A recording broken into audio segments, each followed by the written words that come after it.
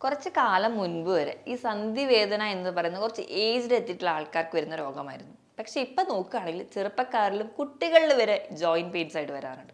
ഈ ജോയിന്റ് പെയിനിന്റെ ഏറ്റവും ഇമ്പോർട്ടൻ്റ് ആയിട്ടുള്ള ഒരു കാരണം എന്ന് പറഞ്ഞാൽ നമ്മുടെ എല്ലുകളുടെ ആരോഗ്യക്കുറവ് തന്നെയാണ്. അപ്പം നമുക്ക് എല്ലുകളുടെ ആരോഗ്യം വർദ്ധിപ്പിക്കാൻ എന്തൊക്കെ ചെയ്യണം, അല്ലെങ്കിൽ എല്ലുകളുടെ ആരോഗ്യം എങ്ങനെയാണ് നശിക്കുന്നത് എന്നൊക്കെ നമുക്ക് ഈ വീഡിയോയിലൂടെ നോക്കാം. ഞാൻ ഡോക്ടർ പ്രിയ, എയർവാ ഡയറ്റിലെ മെഡിക്കൽ ഓഫീസറാണ്.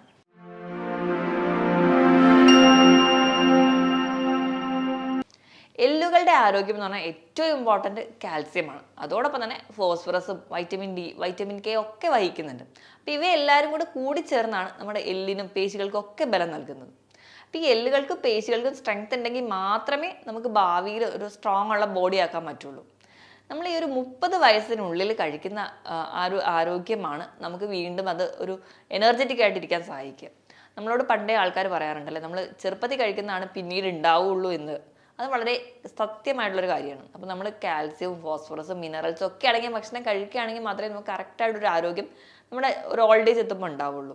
കാരണം 30 വയസ്സിനുള്ളിലാണ് നമ്മുടെ ബോൺ മിനറൽ ഡെൻസിറ്റി എന്ന് പറയുന്നത്, അല്ലെങ്കിൽ നമ്മുടെ ബോണിൻ്റെ ആ ഒരു സ്ട്രെങ്ത് മെയിൻറ്റെയിൻ, അല്ലെങ്കിൽ ആ ഒരു വളർച്ച കംപ്ലീറ്റ് ആവുന്നത് ഒരു 30 വയസ്സിലാണ്. അപ്പോൾ നമ്മൾ 30 വയസ്സിനുള്ളിൽ നമ്മൾ ഹെൽത്തി ആയിട്ടുള്ള ഫുഡ് കഴിക്കുകയാണെങ്കിൽ നമുക്ക് ഭാവി ആരോഗ്യമായിട്ടിരിക്കാൻ പറ്റും. അപ്പോൾ അങ്ങനെ നോക്കുകയാണെങ്കിൽ നമ്മൾ കൃത്യമായി കഴിക്കേണ്ട ഭക്ഷണങ്ങൾ എന്തൊക്കെയാണ്, അല്ലെങ്കിൽ നമ്മുടെ ബോണിൻ്റെ ഹെൽത്ത് നശിപ്പിക്കുന്ന എന്തൊക്കെയാണെന്ന് നോക്കാം. അപ്പോൾ ബോണിൻ്റെ ഹെൽത്ത് നശിപ്പിക്കുന്ന ഭക്ഷണങ്ങളിൽ ഏറ്റവും ഒന്നാമതായി പറയുന്നത് സോഡിയമാണ്. സോഡിയം എന്ന് പറയുന്നത് നമുക്ക് ശരീരത്തിന് ആവശ്യപ്പെട്ട ഒരു മിനറൽ തന്നെയാണ്. 2 to 3 ഗ്രാം ഒരു ദിവസം നമുക്ക് വേണം. അപ്പം അതിലും അധികമായി കഴിഞ്ഞാൽ നമ്മുടെ ശരീരത്തിൽ അധികമായി എന്തെത്തിയാലും മൂത്രത്തിലൂടെയും മലത്തിലൂടെയും ശരീരം പുറന്തള്ളും. അപ്പം അങ്ങനെ സോഡിയം അധികമായാൽ അത് പുറത്തേക്ക് പുറന്തള്ളും. അപ്പോൾ പുറത്തേക്ക് പുറന്തള്ളുന്ന സമയത്ത് ഈ സോഡിയം ഒരു കൂട്ടിന് വേണ്ടിയിട്ട് കാൽസ്യത്തിനെയും കൂടി കൊണ്ടുപോകും. അപ്പോൾ നമ്മുടെ ശരീരത്തിലുള്ള കാൽസ്യത്തിൻ്റെ ലെവൽ കുറയും. നമ്മുടെ ശരീരത്തിൽ, അല്ലെങ്കിൽ നമ്മുടെ രക്തത്തിൽ കാൽസ്യത്തിൻ്റെ ലെവൽ കുറഞ്ഞു കഴിഞ്ഞാൽ നമ്മുടെ ശരീരം ആ ഒരു കാൽസ്യം ലെവൽ മെയിൻറ്റെയിൻ ചെയ്യാൻ വേണ്ടി എല്ലിൽ നിന്ന് വലിച്ചെടുക്കാൻ തുടങ്ങും. എല്ലിൻ്റെ ബലത്തിന് വേണ്ടി നമ്മൾ സ്റ്റോർ ചെയ്തിരിക്കുന്നതാണ് കാൽസ്യം. അപ്പോൾ കാൽസ്യം നമ്മുടെ എല്ലിൽ കുറയുക, രക്തത്തിൽ മെയിൻറ്റെയിൻ ചെയ്യാൻ, ആ ഒരു ബാലൻസ് നിലനിർത്താൻ വേണ്ടി തുടങ്ങുമ്പോൾ ആ എല്ലിൻ്റെ കട്ടി കുറയാൻ തുടങ്ങും. എല്ലിൻ്റെ കട്ടി കുറയുമ്പോൾ അത് അതിൻ്റെതായ കോംപ്ലിക്കേഷൻസിലോട്ട് പോകും. രണ്ടാമതായിട്ട് പഞ്ചസാര. നമ്മൾ അധികമായിട്ട് പഞ്ചസാര അല്ലെങ്കിൽ ബേക്കറി ഐറ്റംസോ ഒരുപാട് വൈറ്റ് ഷുഗർ ആയിക്കോട്ടെ, അല്ലാതെ എന്ത് മധുര പലഹാരങ്ങളോ ആയിക്കോട്ടെ, ഇത് അധികമായി കഴിക്കുകയാണെങ്കിൽ നമ്മുടെ ആമാശയത്തിൽ നിന്ന് കാൽസ്യത്തിൻ്റെ അബ്സോർപ്ഷൻ കുറയും. നമ്മൾ അത്രയും അധികം കാൽസ്യം കഴിക്കുന്നുണ്ട്, പക്ഷെ അതിനോടൊപ്പം തന്നെ മധുരം കഴിക്കുന്നുണ്ടെങ്കിൽ യാതൊരു ഗുണവുമില്ല. നമ്മൾ ഒരു ഗ്ലാസ് പാൽ കുടിക്കുന്നുണ്ട്, പാലിൽ നല്ല രീതിയിൽ പഞ്ചസാര ഇട്ട് നല്ലപോലെ കലക്കിയാണ് എടുത്തിരിക്കുന്നതെങ്കിൽ യാതൊരു ഗുണവും നമുക്ക് അതിൽ നിന്ന് കിട്ടാനില്ല. നമ്മൾ നല്ല രീതിയിൽ മധുരം കഴിക്കുമ്പോൾ കാൽസ്യത്തിൻ്റെ അബ്സോർപ്ഷൻ അവിടെ കുറയും. മൂന്നാമത് സോഫ്റ്റ് ഡ്രിങ്ക്സ്. ഏറ്റവും ഇമ്പോർട്ടൻ്റ് ആയി പറയുന്നത് കോള. ഇതിലൊക്കെ കഫീൻസ് അടങ്ങിയിട്ടുണ്ട്. ഈ കഫീനും നമുക്ക്, അല്ലെങ്കിൽ കഫീൻ പോലെയുള്ള വസ്തുക്കൾ നമ്മുടെ കാൽസ്യത്തിൻ്റെ അബ്സോർപ്ഷൻ കുറയും. കഫീൻ മാത്രമല്ല ടാനിൻ അടങ്ങിയിട്ടുള്ളതും. നമ്മൾ അധികം ചായ, കാപ്പി ഒക്കെ കുടിക്കുന്നവരാണെങ്കിൽ നമ്മുടെ കാൽസ്യത്തിൻ്റെ അബ്സോർപ്ഷൻ വളരെ വീക്കായിരിക്കും. അതുകൊണ്ട് തന്നെ എല്ലിൻ്റെ ബലം വളരെ കുറവായിരിക്കും. നമ്മളൊരു ദിവസവും മാക്സിമം എന്ന് പറഞ്ഞു കഴിഞ്ഞാൽ 2 ഗ്ലാസ്സാണ് നമ്മൾ പറയാറ്. ഒരു കാപ്പി ആയിക്കോട്ടെ, ചായ ആയിക്കോട്ടെ, 2 അല്ലെങ്കിൽ 3. ചിലർക്ക് ഭയങ്കര അഡിക്ഷൻ ആയിരിക്കും, 4, 5, 6 തവണ കഴിക്കുന്നവരൊക്കെ ഉണ്ടാവും. അപ്പോൾ അങ്ങനെ ഒരു ഹോബി ആയിട്ട്, അല്ലെങ്കിൽ ഒരു അഡിക്ഷൻ ആയിട്ട് മാറി ചായയും കാപ്പിയും കഴിക്കുകയാണെങ്കിൽ നമ്മുടെ എല്ലിൻ്റെ ആരോഗ്യം വളരെ വീക്കായിരിക്കും. അടുത്തതായിട്ട് നോക്കുകയാണെങ്കിൽ നമ്മൾ ആൽക്കഹോളിൻ്റെ ഉപയോഗം ഉണ്ടെങ്കിൽ, ആൽക്കഹോൾ അധികമായിട്ട് കുടിക്കുന്ന ആൾക്കാർക്കാണെങ്കിൽ അവർക്ക് ഈ പറഞ്ഞ പോലെ കാൽസ്യത്തിൻ്റെ അബ്സോർപ്ഷൻ ഭയങ്കര വീക്കായിരിക്കും. അധികമായി നമ്മുടെ ശരീരത്തിൽ ആൽക്കഹോളോ അല്ലെങ്കിൽ പുകവലി പോലെയുള്ള ശീലങ്ങൾ ഉണ്ടെങ്കിൽ നമ്മുടെ എല്ലാ തരത്തിലുള്ള വൈറ്റമിൻസിൻ്റെയും മിനറൽസിൻ്റെയും അബ്സോർപ്ഷൻ വളരെ കുറയും. അപ്പോൾ അത് കുറയുന്നതിൻ്റെ ഭാഗമായിട്ട് നമുക്ക് കാൽസ്യത്തിൻ്റെ അബ്സോർപ്ഷൻ കുറഞ്ഞു, അങ്ങനെയും ബോൺ വീക്കാവും. ഇനി മറ്റൊരു ഫാക്ടർ എന്ന് പറഞ്ഞിട്ടുണ്ടെങ്കിൽ നമ്മുടെ സെഡൻറ്ററി ഹാബിറ്റാണ്. നമ്മൾ യാതൊരുവിധ വ്യായാമം ചെയ്യുന്നില്ല, വീടിൻ്റെ ഉള്ളിൽ ഇൻഡോർ ഹോബി തന്നെയാണ് നമുക്കുള്ളത്, പുറത്തേക്ക് ഇറങ്ങുന്നില്ല, വെയിൽ കൊള്ളുന്നില്ല, ഇങ്ങനത്തെ ഒരു ക്യാരക്ടറാണ് നമ്മളുടേതെങ്കിൽ നമ്മുടെ ശരീരത്തിൽ സ്വാഭാവികമായിട്ടും വൈറ്റമിൻ ഡിയുടെ ലെവൽ വളരെ കുറവായിരിക്കും. വൈറ്റമിൻ ഡിയുടെ ലെവൽ വളരെ കുറവാണെങ്കിൽ നമ്മൾ എത്രയധികം കാൽസ്യം കഴിച്ചാലും യാതൊരുവിധ കാര്യം ഉണ്ടാവില്ല. കാൽസ്യത്തിൻ്റെ അബ്സോർപ്ഷൻ കംപ്ലീറ്റ് ആവണമെങ്കിൽ വൈറ്റമിൻ ഡി വളരെ ഇമ്പോർട്ടൻ്റ് ആണ്. വൈറ്റമിൻ ഡി ഉണ്ടെങ്കിൽ മാത്രമേ കാൽസ്യം ശരീരത്തിൽ നിന്ന് അബ്സോർബ് ആവുള്ളൂ. അപ്പോൾ അതിൻ്റെ ഭാഗമായിട്ട് നമുക്ക് വൈറ്റമിൻ ഡി ഡെഫിഷ്യൻസി വരുന്നു, അതുമൂലം കാൽസ്യം ഡെഫിഷ്യൻസി വരുന്നു, ബോണിൻ്റെ സ്ട്രെങ്ത് സ്വാഭാവികമായിട്ട് കുറയുന്നു. അപ്പം ഇങ്ങനെയും നമ്മുടെ എല്ലിൻ്റെ ആരോഗ്യം കംപ്ലീറ്റ് ആയിട്ട് നശിക്കുന്നുണ്ട്. ഇതിനോടൊപ്പം തന്നെ നമ്മൾ അധികമായിട്ട് റെഡ് മീറ്റ് കഴിക്കുന്ന ആൾക്കാരാണെങ്കിൽ, റെഡ് മീറ്റ് എന്ന് പറയുമ്പോൾ പോത്തിറച്ചി, പന്നിയിറച്ചി, താറാവിറച്ചി ഇതൊക്കെ അധികമായിട്ട് കഴിക്കുന്ന ആൾക്കാർ, മിക്ക ദിവസങ്ങളും റെഡ് മീറ്റ് തന്നെ കഴിക്കുന്ന ആൾക്കാരിലാണെങ്കിൽ ഈ ഒരു ഫോസ്ഫറസും കാൽസ്യവും തമ്മിലൊരു ബാലൻസിലാണ് നമ്മുടെ ശരീരത്തിൽ നടക്കുന്നത്. ആ ഒരു ബാലൻസ് തെറ്റുകയും അതുമൂലം കാൽസ്യം ഡെഫിഷ്യൻസി വരും. അപ്പോൾ കാൽസ്യത്തിൻ്റെ ലെവൽ കൂടുമ്പോൾ ഫോസ്ഫറസിൻ്റെ ലെവൽ കുറയുന്നു. അങ്ങനെ അവർ തമ്മിലൊരു മ്യൂച്വൽ അണ്ടർസ്റ്റാൻഡിങ്ങിലാണ് നിൽക്കുന്നത്. അപ്പോൾ ആ ഒരു ബാലൻസ് തെറ്റുകയും അതുമൂലം നമുക്ക് കാൽസ്യം ഡെഫിഷ്യൻസി വരാറുണ്ട്. അപ്പോൾ ഈ റെഡ് മീറ്റ് എന്ന് പറഞ്ഞാൽ ആഴ്ചയിൽ കഴിക്കുന്ന ശീലമൊക്കെ ഉള്ളവരാണെങ്കിൽ അത് മാറ്റിയിട്ട് മാസത്തിൽ 1-2 തവണയായിട്ട് ചുരുക്കുന്നത് നമ്മുടെ ആരോഗ്യം വർദ്ധിപ്പിക്കാൻ വേണ്ടി സഹായിക്കും. ഇനിയിപ്പോൾ ഈ ഒരു ബോണിൻ്റെ ഹെൽത്ത് നമുക്ക് വീക്ക് ആവുകയാണ്, നമ്മുടെ ശരീരത്തിൽ ബോണ്ട് ഹെൽത്ത് കുറവാണ് എന്ന് നമുക്ക് തോന്നുകയാണെങ്കിൽ എന്തൊക്കെ ലക്ഷണങ്ങളായിട്ടാണ് പ്രസൻറ്റ് ചെയ്യുന്നത് നോക്കാം. ഒന്നാമതായി പറയുകയാണെങ്കിൽ നമ്മുടെ സന്ധി വേദനകളാണ്. അതുപോലെ തന്നെ പേശി വേദനകൾ, നമുക്ക് മുട്ട് വേദന. നമ്മുടെ അമ്മമാരുടെയൊക്കെ ഒരു ആരോഗ്യം എടുക്കുകയാണെങ്കിൽ ഒരുപാട് വേറാൻറ്റിക്കറൊക്കെ വന്നതിന് ശേഷം അവർക്ക് ഭയങ്കരമായ സന്ധി വേദന, മുട്ടുവേദന, നടുവേദന എന്ന് കംപ്ലയിൻറ്റ് ചെയ്യുന്ന ആൾക്കാരായിരിക്കും. അതുപോലെ തന്നെ കുട്ടികളുടെ കേസ് എടുക്കുകയാണെങ്കിൽ അവരും പറയുന്നത് കൂടുതലും ജോയിൻറ്റ് പെയിൻസ്, അല്ലെങ്കിൽ ഈ ഒരു ഏജ് ഗ്രൂപ്പിലെ കഴുത്ത് വേദന അല്ലെങ്കിൽ കൈവേദന, കാലുവേദന ഇങ്ങനത്തെ പ്രസൻസ് ഉണ്ടാവും. ഈ ഒരു പ്രസൻറ്റേഷനോടൊപ്പം തന്നെ അവർക്ക് പെട്ടെന്ന് കാലുകളും കൈകളും എല്ലിന് ഒടിവ് വരാം. ചെറിയൊരു വീഴ്ചയിലാണെങ്കിൽ പോലും ഇപ്പോൾ കൈകൊത്തി ഒന്ന് വീണ് കഴിഞ്ഞാൽ ആ ഒരു വ്രിസ്റ്റ് ജോയിന്റിൽ പൊട്ടുണ്ടാവുക, അല്ലെങ്കിൽ നമ്മൾ ബാത്റൂമിലൊക്കെ തെന്നി വീണു നടു ഇടിച്ചു, അപ്പോൾ നടുവിന് ഡിസ്കിന് കംപ്ലൈൻറ്റ് ഉണ്ടാവുക. ഇനി അടുത്തായിട്ട് കാൽസ്യം ഡെഫിഷ്യൻസി, നമ്മുടെ എല്ലുകളുടെ ആരോഗ്യം കുറവാണെങ്കിൽ നമുക്ക് പൊക്കക്കുറവ് കാണിക്കാറുണ്ട്. നോർമലി നമ്മുടെ ഏജിന് വേണ്ട അത്രയും പൊക്കമില്ലാത്ത ഒരു അവസ്ഥ വരികയാണെങ്കിൽ ചിലപ്പോൾ അവിടെ എല്ലിൻ്റെ ആരോഗ്യം കുറവായിരിക്കും. അപ്പം അല്ലെങ്കിൽ ആ ഒരു തരത്തിലുള്ള ഭക്ഷണം കഴിക്കുന്ന ആൾക്കാരാണെങ്കിൽ, ജങ്ക് ഫുഡ്സ് ഒക്കെ ഒരുപാട് കഴിക്കുന്ന ആൾക്കാരെ നോക്കിക്കഴിഞ്ഞാൽ അവർക്ക് ചിലപ്പോൾ ആ ഒരു എല്ലിൻ്റെ ഒരു ആരോഗ്യക്കുറവ് മൂലം അവർക്ക് പൊക്കത്തിന് വ്യത്യാസം വരാം. അപ്പോൾ ആ ഒരു ഡിസ്കിലൊക്കെ ഉണ്ടാകുന്ന തേയ്മാനങ്ങൾ പെട്ടെന്ന് അവരെ ബാധിക്കുന്നത് കാണാം. പേശി വേദന കാണിക്കാറുണ്ട്. ഇതോടൊപ്പം തന്നെ ഒരു ജോലിയിലും ഒരു ഉന്മേഷം കാണില്ല, അല്ലെങ്കിൽ ഒന്ന് ജോലി ചെയ്യാനുള്ളൊരു താല്പര്യം അവർക്ക് തോന്നില്ല, ഭയങ്കരമായിട്ടുള്ളൊരു ക്ഷീണം തോന്നാറുണ്ട്.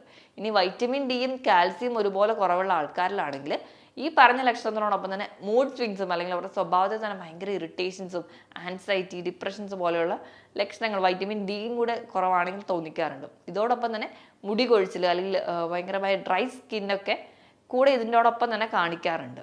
ഈ എല്ലുകളുടെ ബലം കുറയുന്നതോടൊപ്പം തന്നെ നഖങ്ങളും പെട്ടെന്ന് പൊട്ടിപ്പോവുക, അല്ലെങ്കിൽ ഉണ്ടാകുന്ന നഖം കേടായിട്ട് വരിക, നഖത്തിൽ ഒരു സ്പ്ലിറ്റ്സ് തോന്നുക, ഇങ്ങനത്തെ പ്രശ്നങ്ങളും മുടിയുടെ അറ്റത്ത് വിണ്ടുകറലായിട്ടും ഒക്കെ പ്രസൻറ്റ് ചെയ്യാറുണ്ട്. അപ്പോൾ ഈ പറയുന്ന ലക്ഷണങ്ങൾ ആർക്കെങ്കിലും ഉണ്ടെങ്കിൽ നിങ്ങളൊരു ഡോക്ടറെ കാണാൻ, നിങ്ങളുടെ കാൽസ്യം അല്ലെങ്കിൽ വൈറ്റമിൻ ഡിയുടെ ലെവലൊക്കെ നോക്കുക. അപ്പോൾ നോർമൽ അല്ലെങ്കിൽ കൃത്യമായ സപ്ലിമെൻറ്റ്സും കൃത്യമായ ഒരു ഡയറ്റൂടെ ഉണ്ടെങ്കിൽ മാത്രമേ നമുക്കത് കറക്റ്റ് ചെയ്യാൻ പറ്റുള്ളൂ. ഇനി നമുക്ക് ഈ ഒരു എല്ലിൻ്റെ ആരോഗ്യം മെച്ചപ്പെടുത്താൻ എന്തൊക്കെ ശ്രദ്ധിക്കണം എന്ന് നോക്കാം.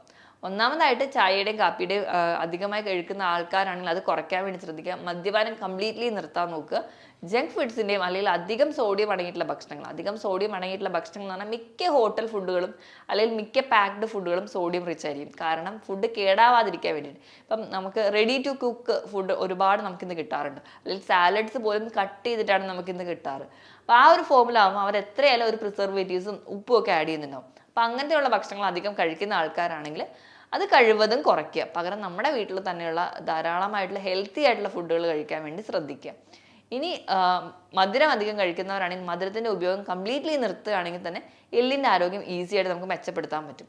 ഇനി നമ്മൾ അധികമായി കാൽസ്യം മാത്രം കഴിച്ചാൽ പോരാ. കാൽസ്യം കഴിക്കുന്നതിനോടൊപ്പം തന്നെ വൈറ്റമിൻ ഡി നമുക്ക് വളരെ ഇമ്പോർട്ടൻ്റ് ആണ്. വൈറ്റമിൻ ഡി കിട്ടാൻ വേണ്ടിയിട്ട് നമ്മൾ രാവിലെ 10 മണി മുതൽ ഉച്ചയ്ക്ക് 1 മണി വരെയുള്ള വെയിൽ നമ്മൾ കൃത്യമായിട്ട് കൊള്ളുക.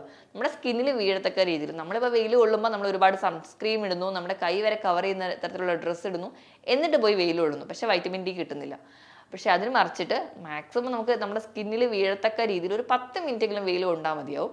അപ്പോൾ നമുക്ക് അതിൽ നിന്ന് തന്നെ വൈറ്റമിൻ ഡിയുടെ പ്രൊഡക്ഷൻ നമുക്ക് കിട്ടും. ഇനി നമുക്ക് വൈറ്റമിൻ ഡി കിട്ടണമെങ്കിൽ ഭക്ഷണത്തിലാണെങ്കിൽ മുട്ടയുടെ മഞ്ഞയും പാൽ ഉൽപ്പന്നങ്ങളിലൊക്കെ കുറഞ്ഞ ശതമാനം വൈറ്റമിൻ ഡി അടങ്ങിയിട്ടുണ്ട്. അപ്പോൾ അവയും നിങ്ങൾ കഴിക്കാൻ വേണ്ടി ശ്രദ്ധിക്കുക.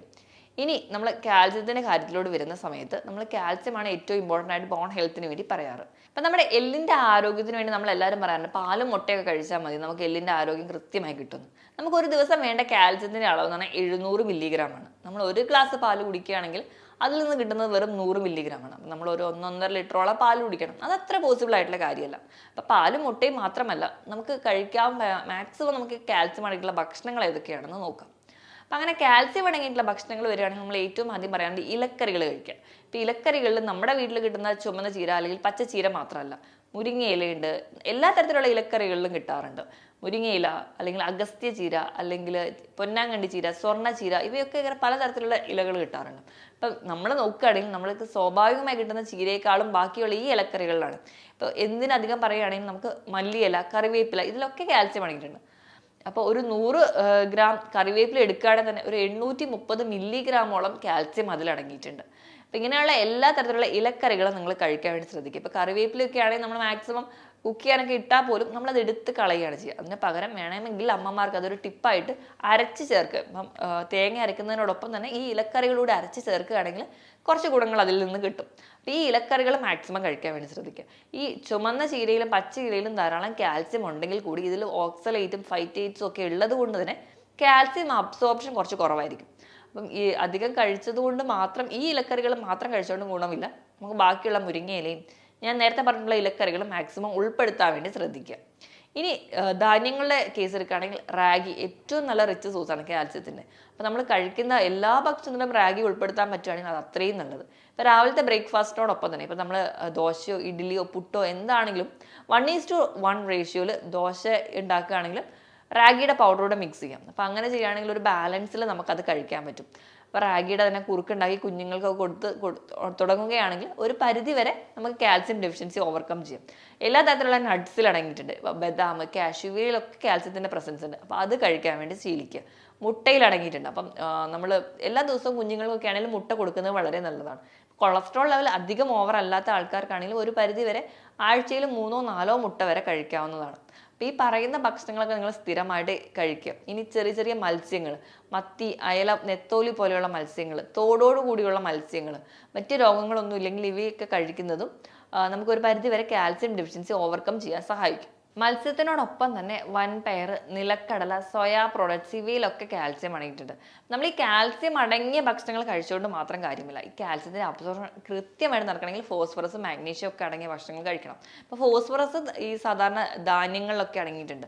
തവിടോട് കൂടിയ ധാന്യങ്ങളിലൊക്കെ ഫോസ്ഫറസ് അടങ്ങിയിട്ടുണ്ട്. ഇനി മാഗ്നീഷ്യം കിട്ടാൻ വേണ്ടിയിട്ട് നമുക്ക് ഏത്തപ്പഴം ഒക്കെ കഴിക്കുന്നത് വളരെ ഇമ്പോർട്ടൻ്റ് ആണ്. അപ്പോൾ നമ്മൾ ഈ കാൽസ്യം അടങ്ങിയ ഭക്ഷണം കഴിക്കുമ്പോൾ കൂടെ നമ്മൾ ഏത്തപ്പഴമോ അല്ലെങ്കിൽ മാഗ്നീഷ്യം അടങ്ങിയ ഭക്ഷണങ്ങളൊക്കെ കഴിക്കുകയാണെങ്കിൽ കുറച്ചുകൂടി അബ്സോർപ്ഷൻ ഫാസ്റ്റായിട്ട് നടക്കും. ഇനി പഴവർഗ്ഗങ്ങളുടെ കേസ് എടുക്കുകയാണെങ്കിൽ കാൽസ്യം ഏറ്റവും കൂടുതലായിട്ട് പറയുന്നത് മൾബറിയിലാണ്. ഒരു 100 ഗ്രാം മൾബറി എടുക്കുകയാണെങ്കിൽ 39 മില്ലിഗ്രാമോളം കാൽസ്യം അടങ്ങിയിട്ടുണ്ട്. അതുപോലെ തന്നെ ആപ്രിക്കോട്ട്, ആപ്പിള്, പപ്പായയിലൊക്കെ ഒരു 20 മില്ലിഗ്രാമോളം കാൽസ്യം ഒരു 100 ഗ്രാം എടുക്കുകയാണെങ്കിൽ അതിൽ അടങ്ങിയിട്ടുണ്ട്. ഇതൊക്കെ നമ്മൾ സ്ഥിരമായിട്ട് കഴിക്കുക. പേരയ്ക്കയിൽ ഒരു 12 മില്ലിഗ്രാം കാൽസ്യം അടങ്ങിയിട്ടുണ്ട് ഒരു 100 ഗ്രാം പേരയ്ക്ക എടുക്കുകയാണെങ്കിൽ. അപ്പം ഈ ഫ്രൂട്ട്സ് നമ്മൾ കഴിക്കുന്നതും ഒരു പരിധി വരെ നമുക്ക് കാൽസ്യം ലഭിക്കാൻ വേണ്ടി സഹായിക്കുന്നുണ്ട്. അപ്പം നമ്മുടെ എല്ലുകളുടെ ആരോഗ്യം മെച്ചപ്പെടുത്താൻ നമ്മൾ ഈ ഭക്ഷണങ്ങളൊക്കെ കഴിക്കുകയും വേണം. ഞാൻ ആദ്യം പറഞ്ഞിട്ടുള്ള ജങ്ക് ഫുഡ്സുകളും അല്ലെങ്കിൽ മറ്റ് ഭക്ഷണങ്ങളൊക്കെ കഴിവത് ഒഴിവാക്കുകയും വേണം. എങ്കിൽ മാത്രമേ നമ്മുടെ എല്ലുകളുടെ ആരോഗ്യം നമുക്ക് ഉറപ്പിക്കാൻ പറ്റുള്ളൂ. എല്ലുകളുടെ ആരോഗ്യം ഉണ്ടെങ്കിൽ മാത്രമേ നമുക്ക് കുറച്ചൊരു ഓൾഡ് ഏജ് ഒക്കെ എത്തുന്ന സമയത്ത് നല്ലപോലെ നിവർന്ന് നടക്കാനോ അല്ലെങ്കിൽ നമ്മുടെ ജോലികൾ, നമ്മുടെ സ്വന്തം കാര്യങ്ങളൊക്കെ കൃത്യമായിട്ട് ചെയ്യാനോ പറ്റുള്ളൂ. അപ്പം ഞാൻ ഈ പറഞ്ഞ കാര്യങ്ങളിൽ എന്തെങ്കിലും ഡൗട്ട് ഉണ്ടെങ്കിൽ താഴെ കാണുന്ന നമ്പറിൽ കോൺടാക്ട് ചെയ്യുക. മറ്റൊരു ഹെൽത്ത് ടോപ്പിക്കുമായിട്ട് വീണ്ടും കാണുന്നത് വരെ നന്ദി.